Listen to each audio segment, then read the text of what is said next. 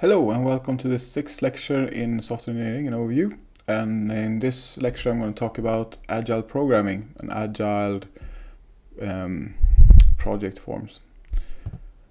So the reason why we use agile programming instead of, for instance, the old waterfall development process is that we want to be able to react to changing requirements. You want to have early feedback from customers, from users. We want to be able to adapt easily and not generate 200-page requirements documentation. Now, agile program is not always the best format. For instance, in healthcare, we may want to use a kind of a similar method as waterfall development process because we need to make sure that we can get the ethical approval, and we need to have all the features there in place. We need to have all these long documents. But for most cases, for most projects, I would say agile programming is possible, at least if you're co-located. So first I'm going to cover two of these agile methodologies, so expert programming and Scrum. Scrum is quite popular, and I'm not going to go into much detail in Scrum, and there are lots of materials online for looking at Scrum. But basically, for extreme programming, we want to deliver functionality quickly, and we want to keep up with continuous change. And we're doing this like with agile software development. And just to read some quotes, we are uncovering better ways of developing software by doing it and helping others do it. Through this work, we have come to value individuals and interactions over processes and tools, working software over comprehensive documentation, customer collaboration over contract negotiation, responding to change over following a plan. That is, while there is value in the item on the right, we value the items on the left more. So basically, it's a change in this software development processes where we want to be lightweight. We don't want to rely on lots of documentation. We want to be flexible. So extreme programming relies on the shared understanding. So basically, it's pair programming. It's two people knowing the code, so one can replace another if one is sick, or you can have the possibility to improve on each other's work, and one might be looking over the shoulder and catching errors while the other one is thinking about the code as a whole. We also want to make sure that we're developing simple codes, something that is easy to read. And to make this possible to work in teams like this, it needs to be people need to be able to make mistakes. So everyone is responsible, not the one individual. If something breaks, it's everyone's problem. Nobody should be pointed at and so on. Because if people are not afraid to fail, then they're actually more efficient. And we should be able to get feedback early from customers, etc. So there are 12 practices that I'm just going to go through quickly. So coding-oriented practices, testing, coding standards, common metaphor, refactoring, design-oriented practices, simple design, small releases, continuous integration, social, psychological, and organizational structure, the planning game, pair programming, collective ownership of code, 40-hour week, on-site customer, and some bonus practices, small steps, stand-up meetings, continuous learning. To start off, so testing in the traditional way is to basically look at 1,000 lines of code and see how many defects you find, etc., and eventually you'll come to an acceptable level. In extreme programming, we basically develop the test before we start coding. So you look at the use cases, the use case diagrams, and the requirements. You develop tests that test these use cases and these requirements. And then through the life cycle, basically you test, you code, you test, you design, you do some refactoring, and you automate the tests, because that way you can get instant feedback. And you don't need to remember exactly which, how you should run the test. You just run the tests and they go through all the features. So in extreme programming, all code must have unit or module tests. Unit test is basically when, or module test is when you test your own code. you write a test case. There are black box test and white box testing. So black box testing is when you send an input and you have an expected output, and you just match that. So if you are expecting, if I send the code value 1 and I'm expecting 3, if I get anything else but 3, I mark that as red. If I get 3, then that passes that test. And there's white box testing, when I actually test loops. I test so I don't get deadlocks. I make sure that all the functions work. So basically I look at the code as well. And then if I find a bug, we create a test for that bug so it doesn't reappear later on. Okay, for coding and modeling standards, so it should be easy. We should not make it complex. It should be required to that all people work on all the code, so everyone has the ownership of code. And this way people can work together. You can switch partners as well to work with other people. You can learn from each other, which is very good, which means you develop your own skills. Use UML for modeling, design patterns for reuse, etc. Common metaphor, basically we have like a coherent theme for businesses and developers. Try to find this common way of structuring things, etc. So like the big architectural pictures, or we can have stories, which is like for a feature, like how is this feature supposed to function, etc. Refactoring, we don't skip the design, but sometimes we refactor, we change, we improve things. When we have discussions, we might find bottlenecks or ways we can reuse certain parts. So basically we refactor. We reduce redundancy, eliminate unused functionalities, and simplify the design.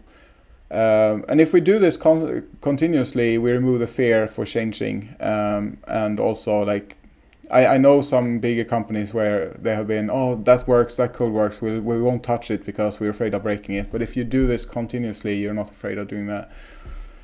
So nothing is set in stone. Everything can be made better, so you can do refactoring sessions. Simple design, do the simplest thing that could possibly work. Don't make it complicated. In some cases, you may want to make it reusable, but still, I mean, if you have a good design and you know what things are supposed to fit together, etc., you design from that.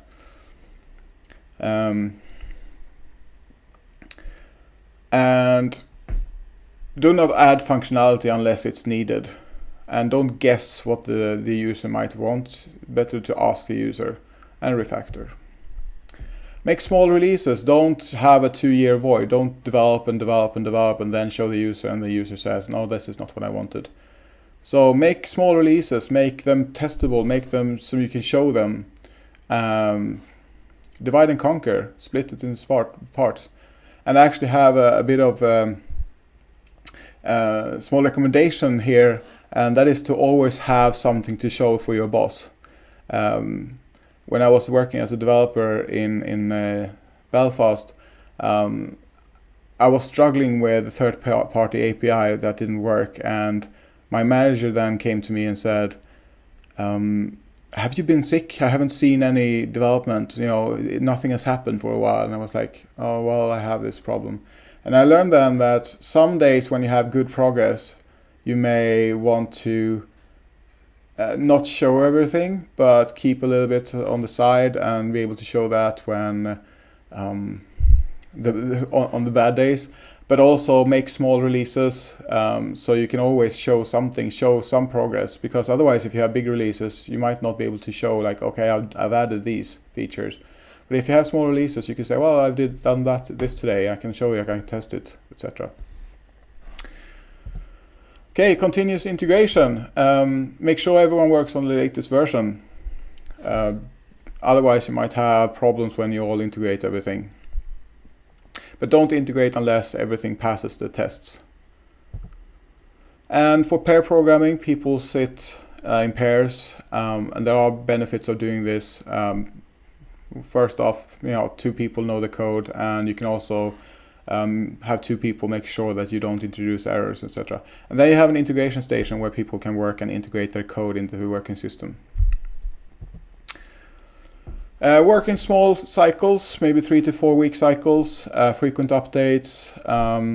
You can use stories to get the features straight. Involve designers and customers to make sure that they get what they want. And it's all for being able to develop on time, within budget, and meet requirements. So the user stories, the use cases, the storyboards, which we've talked about in this lecture series. You have release planning. You plan your schedule after when things are supposed to be done. You make frequent and small updates. You estimate the time and the velocity of the project. And just divide the project into smaller iterations so you can keep track and make sure that, this also helps with the risk estimation. If you have smaller steps, you can see if you're falling behind earlier. Move people around so people learn from each other. Have stand-up meetings every day, startup meetings like 15 minutes, just to see where things are and if there are any problems, if you can help each other, etc. And then for pair programming, I already covered most of this. One person might be the tactical, writing the code and test. The other one is strategic, reviewing and thinking about the next part. And this helps also with finding defects, etc. If you use pair programming, usually you can find defects a lot easier. So if you are trying to find defects, while testing, it might take a long time to fix. But if you are fixing them while you're coding, it's a lot easier and less time consuming.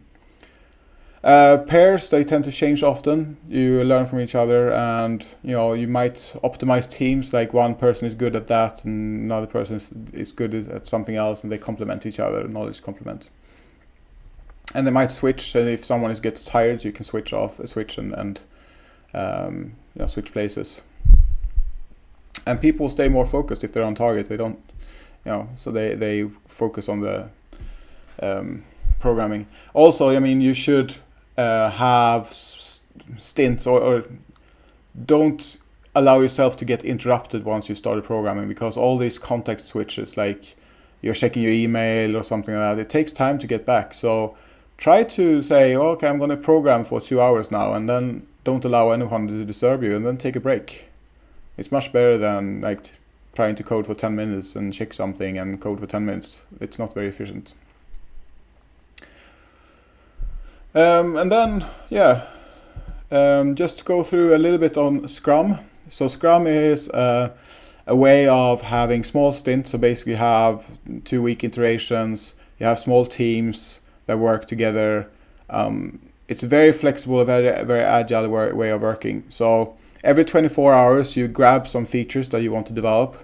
You develop those, and then you have a board on which you post whether you grab a feature, you say you're working on it. If it's done or if it's on testing, you say this is currently being tested. Once it's tested and been integrated, you move the note to the integrated section. So basically you have a product backlog, you have a Scrum lead, a Scrum Master that leads the discussions. You have a 15-minute discussion every morning where you discuss what features are being developed, if there are any problems, etc. And every 30 days you take the board, you add other features, so you have 30 days stints perhaps. This is just an example of a Scrum task board template. So you have the stories, the use cases perhaps. You have a list of features, the to-do column. In progress, those are features that someone has grabbed and are currently developing. You have the testing column where people are, these features have been developed, they're currently in testing. And then done, the done column is things that have passed the testing and been integrated. So this is something you can do for yourself or your development team, which is quite helpful. And finally, I'm just going to end with a slide that I've used before. To fail gracefully. Agile programming and agile development is all about finding errors early,